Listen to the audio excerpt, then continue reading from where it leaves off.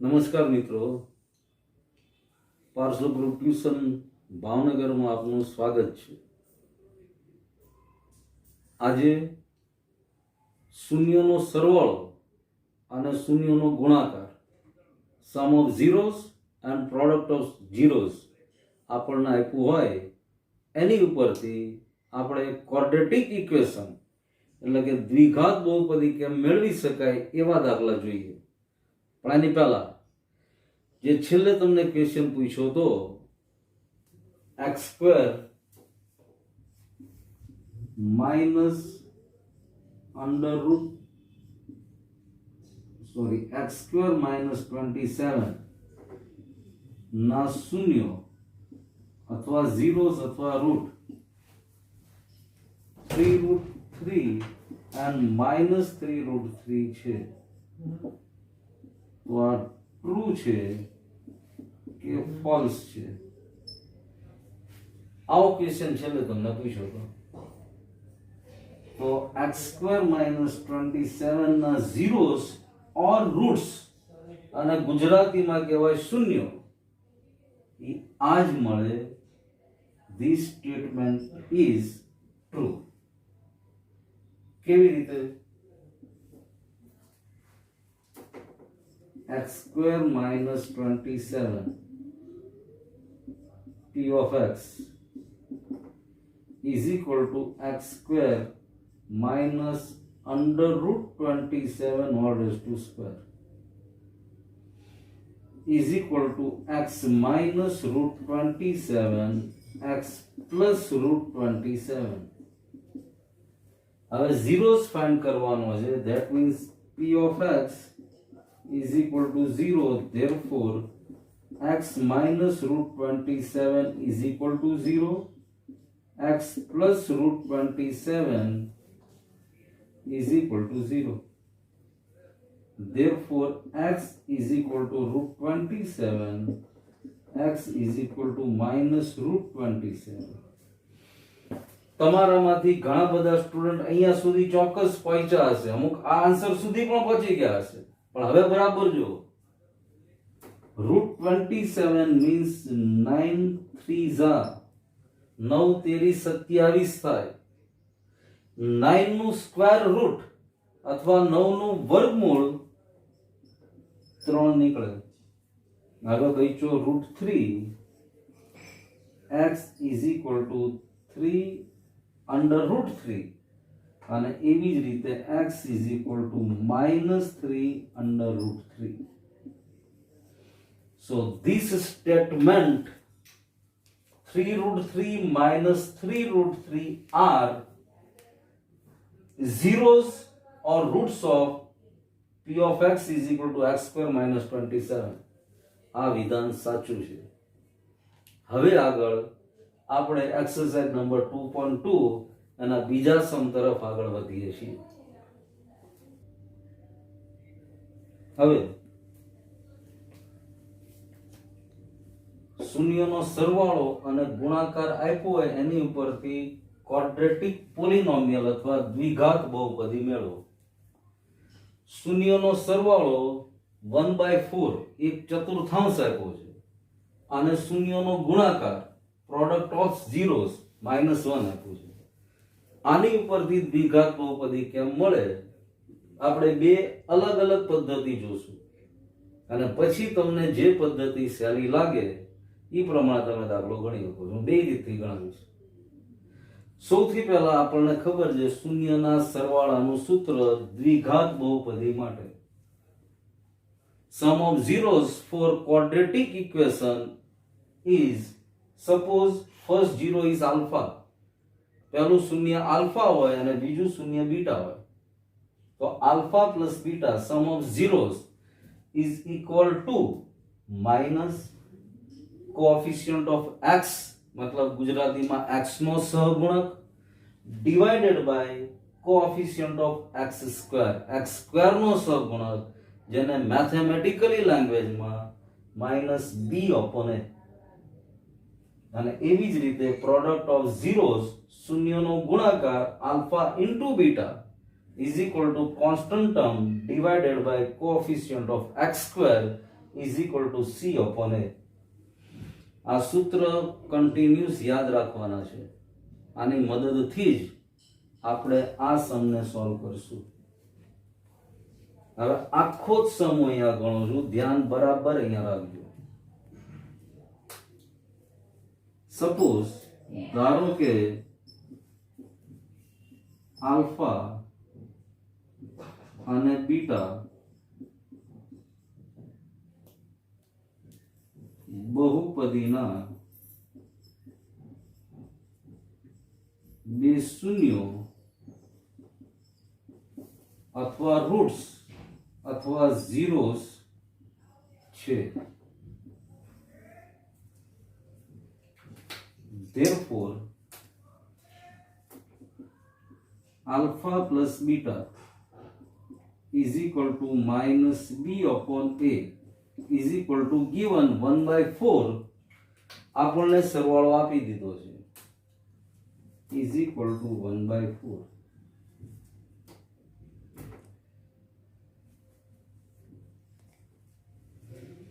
હવે બરાબર સમજો. Therefore, a is equal to 4, b is equal to -1.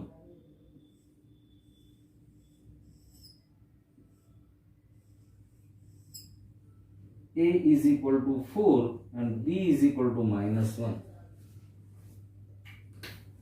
હવે પ્રોડક્ટ ઓફ ઝીરોસ, શૂન્યનો ગુણાકાર પણ આપણને ગિવન છે, આપી દીધો છે. Alpha into beta is equal to formula is c upon a is equal to -1. Therefore, c upon 4 is equal to -1. Therefore, c is equal to -4. હવે અહીંયા આગળ 4 ક્યાંથી આવી ગયા? તો value of a is equal to 4 આપણે alpha plus beta ઉપરથી મેળવી. a is equal to 4 મળ્યા. Formula of product of zeros, શૂન્યના ગુણાકારનું સૂત્ર c ના છેદમાં a છે. c ને ફાઇન્ડ કરવા માટે અહીંયા a ની કિંમત મૂકી, c ના છેદમાં 4 is equal to -1 તો given છે. 4 ગુણાઈ જાય -1 સાથે, c is equal to -4. હવે દ્વિઘાત બહુપદીનું સામાન્ય સ્વરૂપ, general form of quadratic equation is ax square plus bx plus c.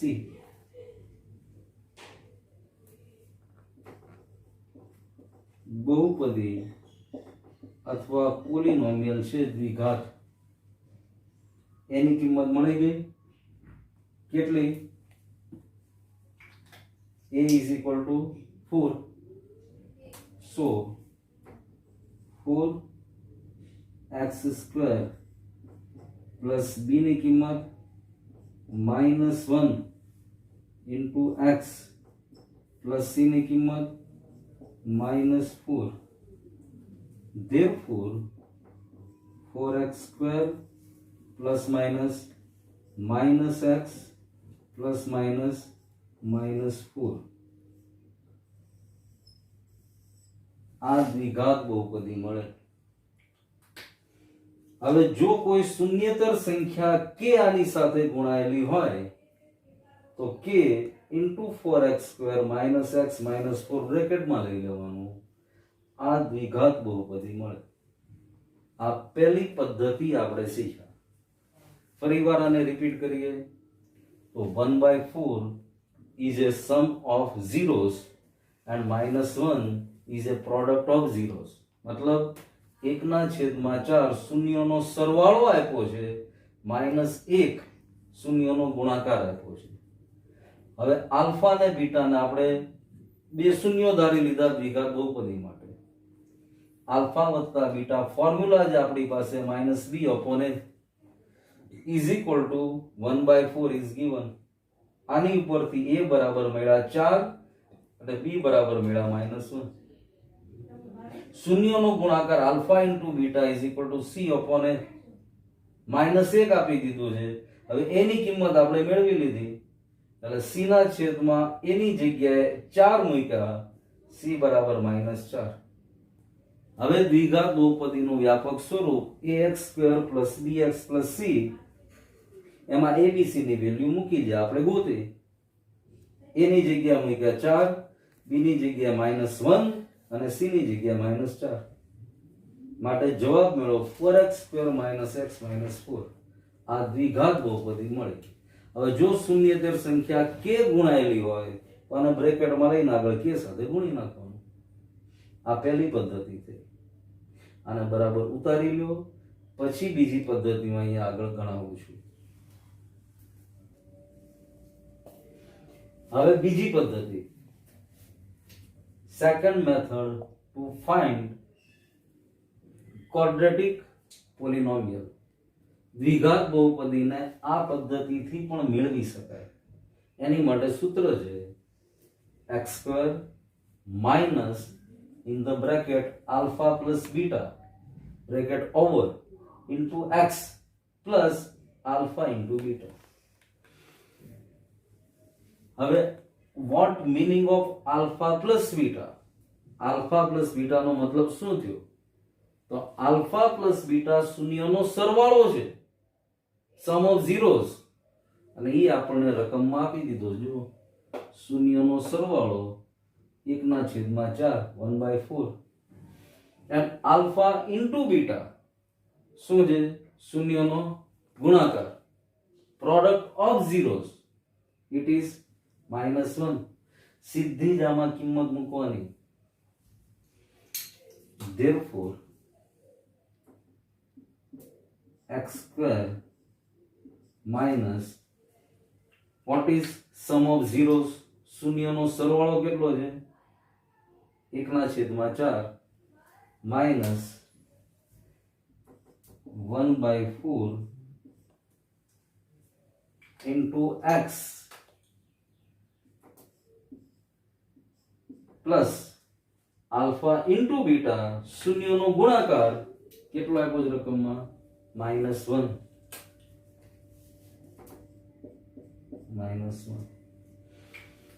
હવે અહીંયા x² divided by 1, x² ના છેદમાં 1 છે, 1/4 છે, 1 x ની સાથે ઉપર ગુણાય છે, અને અહીંયા -1 ના છેદમાં 1 છે, એટલે 4 LCM અથવા લસા બનશે. therefore 4 ગુણાશે x² ની સાથે 4x² -1 into x only x plus minus 4x divided by 4. therefore બધાના છેદમાં ડિવિઝનમાં 4 છે, 4 ને કોમન કાઢી લો, 1/4 ને 4x² minus x minus 4x. therefore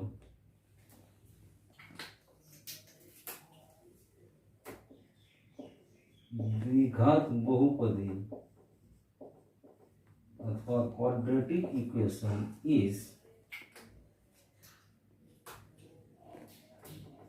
4x² minus x,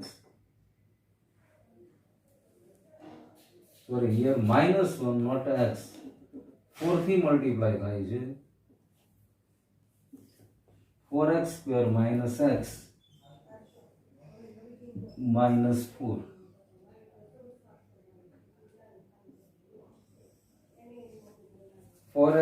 minus x minus 4. અહીંયા 1/4 શૂન્ય સિવાયની k વાળી સંખ્યા છે, એટલે દ્વિઘાત બહુપદી લખતી વખતે આને લખવાની જરૂર નથી, 1/4 કોમન નીકળી ગયો. અથવા તો ઇઝ ઇક્વલ ટુ 0 હોય તો વિચારો 4 0 ની સાથે મલ્ટીપ્લાય થઈ જાય 1/4 વાળો, એટલે બેયના આન્સર જુઓ બરાબર. આ પદ્ધતિ પ્રમાણમાં વધારે સરળ છે, પણ બે રીત આપણને આવડવી જોઈએ, કારણ કે અહીંયા સીધો જ alpha plus beta minus b upon a, alpha into beta c upon a, સીધો આ સૂત્રનો ઉપયોગ થયો. અને અહીંયા સીધે સીધું આ ઇક્વેશન અથવા સમીકરણનો ઉપયોગ તો x square minus in the bracket alpha plus beta into x plus alpha into beta લખી લો આ રીતમાં. ચાલો હવે સેકન્ડ સમ નો બીજો દાખલો 2,1 અરે √2,1/3 આ ગણીએ છીએ. પણ હવે આપણે સીધા આ પદ્ધતિ ઉપર જ જઈએ છીએ. જો આ મેં તમારી સામે રાખી જ છે. અહીંયા ઘણાને પ્રશ્ન થાય કે આ 1/4 ક્યાં વહી ગયો? સીધો જવાબ કેમ આવ્યો? તો 1/4 કે સમજી લો શૂન્યતર સંખ્યા છે, એટલે કે બરાબર 1/4 પણ બહુપદી કઈ મળી કહેવાય? તો કે 4x² - x - 4. 1/4 તો બધામાંથી કોમન નીકળી ગયેલું છે, એટલે બહુપદીનો જવાબ આ જવાબ એ સાચો છે. આ લખ્યું તો ખોટું નથી, પણ ટેક્સ્ટ બુકમાં આપણને પાછળ આન્સર આપ્યો છે. એટલે k = 1/4 હોય શૂન્યતર મતલબ શૂન્ય સિવાયની સંખ્યા. હવે √2,1/3 દ્વિઘાત બહુપદી મેળવવા માટે આ સૂત્રનો ઉપયોગ કરીએ. એટલે અહીંયા લખું 4 ક્વાડ્રેટિક પોલિનોમિયલ દ્વિઘાત બહુપદી માટે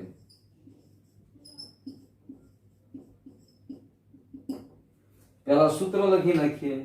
સૂત્ર છે આપણું x² માઇનસ બ્રેકેટમાં alpha plus beta into x plus alpha into beta.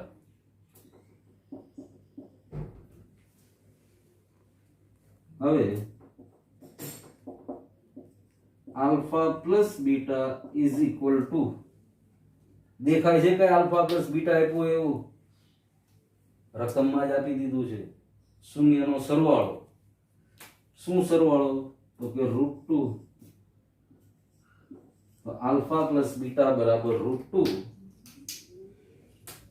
Alpha into beta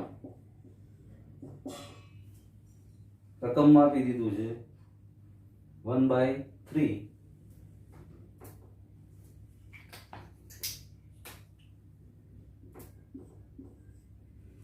હવે આને ઉપાડીને અહીંયા મૂકી દેવાનું. therefore x² minus alpha plus beta ની જગ્યાએ √2 into x plus alpha into beta ની જગ્યાએ 1/3. therefore હવે જો અહીંયા જેમ છેદમાં 4 રહેતા હતા એમ અહીંયા છેદમાં કેટલા બચે છે? 3. તો આ 3 આ બંનેની સાથે મલ્ટીપ્લિકેશન કરશે. therefore 3x² minus 3 into √2x plus 1 બધાના છેદમાં 3 is equal to 1/3 બધામાં કોમન નીકળી ગયો 3x² minus 3√2x plus 1 માટે દ્વિઘાત બહુપદી આને 0 સિવાયની કે સંખ્યા લઈ લો 1/3 બધામાં કોમન છે એટલે answer is 3x² minus 3√2x plus 1. હવે અહીંયા એક પ્રશ્ન 3√2 આને √6 કરી શકાય? વિચારો. નહીં. why?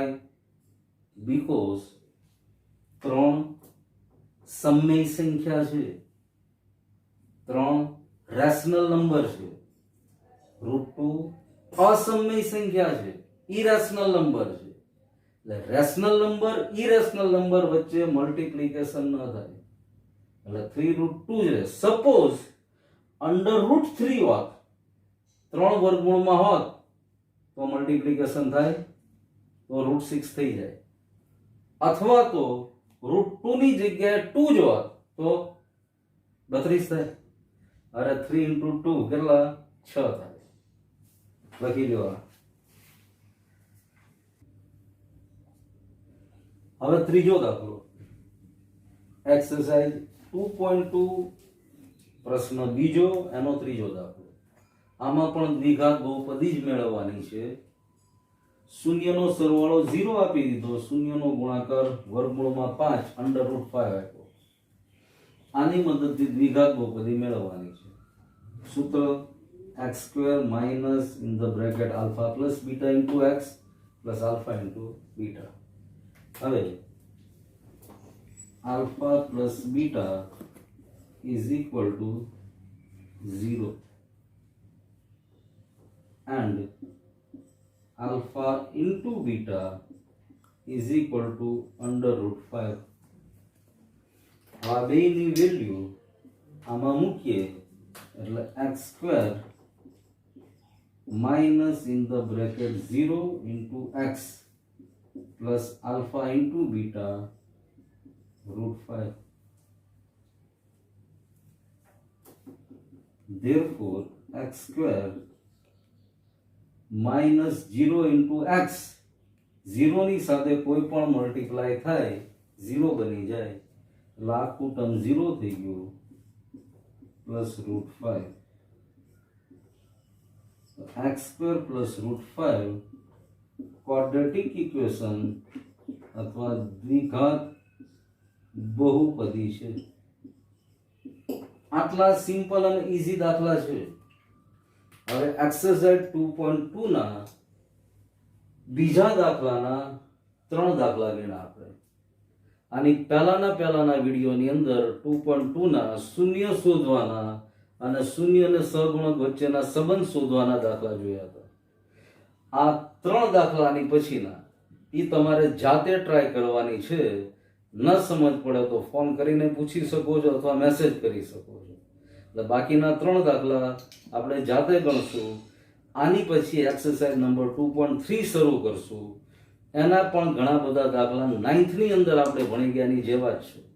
પણ આ પહેલા લખી લો, પછી એક ક્વેશ્ચન પૂછીશ જેનો આન્સર તમારે કોમેન્ટમાં ચેટમાં આપવાનો છે. હવે ઘણા બધાની કોમેન્ટ આવે છે, ઘણા બધાના કોમેન્ટમાં ખબર જ નથી પડતી.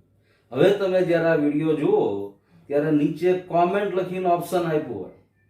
આ કોમેન્ટ ઓપ્શનમાં જવાનું અને ત્યાં તમારે આન્સર આપવાનો. જો તમારો સાચો આન્સર આવશે ને અથવા સાચો આન્સર આપશો હું તમને લાઈક આપીશ જ. એટલે ટ્રાય કરવાની આન્સર સાચો આપવાની. પણ પહેલા ઉતારી લો, પછી ક્વેશ્ચન પૂછું છું. આ ક્વેશ્ચન છે જેનો આન્સર તમારે કોમેન્ટની અંદર મને આપવાનો છે. ક્વેશ્ચન બરાબર સમજો. p of x is equal to √5x² minus √5x plus 5. આ દ્વિઘાત બહુપદી માટે પહેલું સમ ઓફ ઝીરોઝ, શૂન્યનો સરવાળો, અને બીજું પ્રોડક્ટ ઓફ ઝીરોઝ, શૂન્યનો ગુણાકાર. કેટલો આવે આન્સર આ બંનેમાં એનો તમારે મને આન્સર આપવાનો છે. પહેલો તમારો આન્સર શૂન્યના સરવાળાનો અથવા સમ ઓફ ઝીરોઝનો આવશે. બીજો તમારો આન્સર કોમા કરીને શૂન્યના ગુણાકારનો આવશે. આ બે આન્સર તમારે આપવાના છે અને બધા ટ્રાય કરજો. કોમેન્ટની અંદર સાચો આન્સર આપવાની ટ્રાય કરજો. સાચા આન્સરમાં ડેફિનેટલી હું લાઈક આપીશ. અને હવે આની પછી આપણે એક્સરસાઇઝ નંબર 2.3 નેક્સ્ટ વિડીયોની અંદર જોશું. Thank you.